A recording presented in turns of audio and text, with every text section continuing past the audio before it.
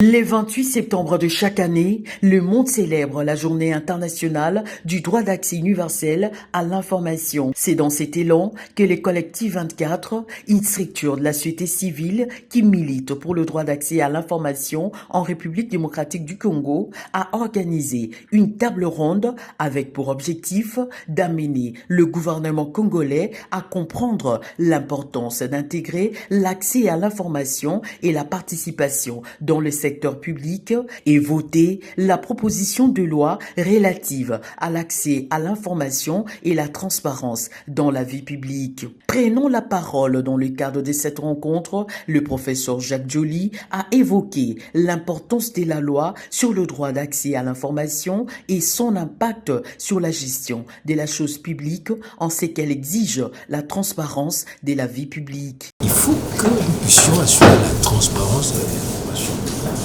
Que le peuple, dans un État démocratique comme celui de l'autre, ce peuple qui est propriétaire de ses ressources sache et le droit de savoir, d'être informé sur la gestion, la destination de ses ressources.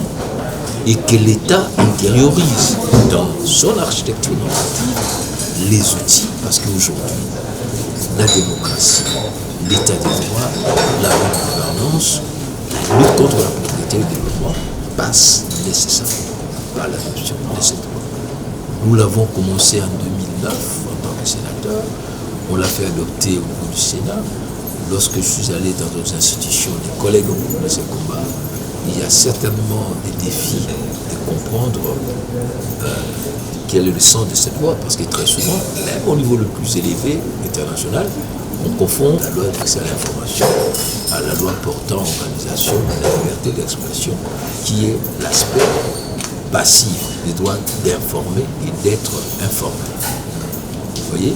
Donc, c'est ces deux dimensions à la fois passive et active.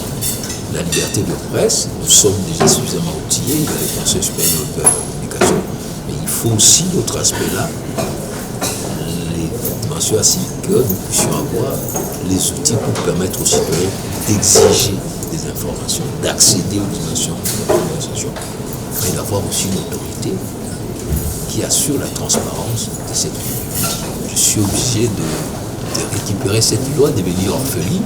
Et j'espère qu'avec les autres collègues qui font partie d'un caucus inter-commission pour qu'ensemble nous puissions assurer l'exercice de ces droits de l'homme, de ces droits fondamentaux, les droits d'accès à l'information. Motif de satisfaction pour le secrétaire exécutif du collectif 24, Henri-Christin Lungenja, de voir le droit d'accès à l'information apporter une valeur ajoutée et entrer à la transparence de la chose publique. Le public devrait savoir que maintenant, ce n'est pas seulement les questions d'accès à l'information, il y a aussi la donne de la transparence à la vie publique, parce que c'est cette touche-là qui montre vraiment cette dimension active de ces droits que d'aucuns confondent peut-être toujours avec la liberté de la presse.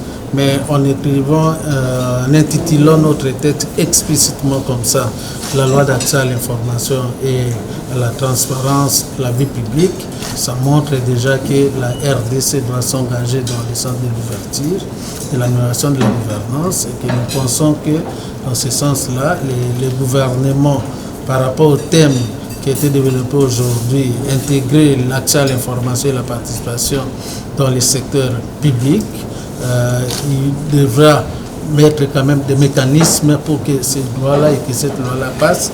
Surtout que ça fait partie des éléments ou soit des actions du gouvernement, parce que c'est dans les programmes du gouvernement et que nous estimons que le gouvernement ne va pas aussi s'opposer à cela lorsque le Parlement devra les ouvrir encore les textes pour qu'ils donnent leurs avis.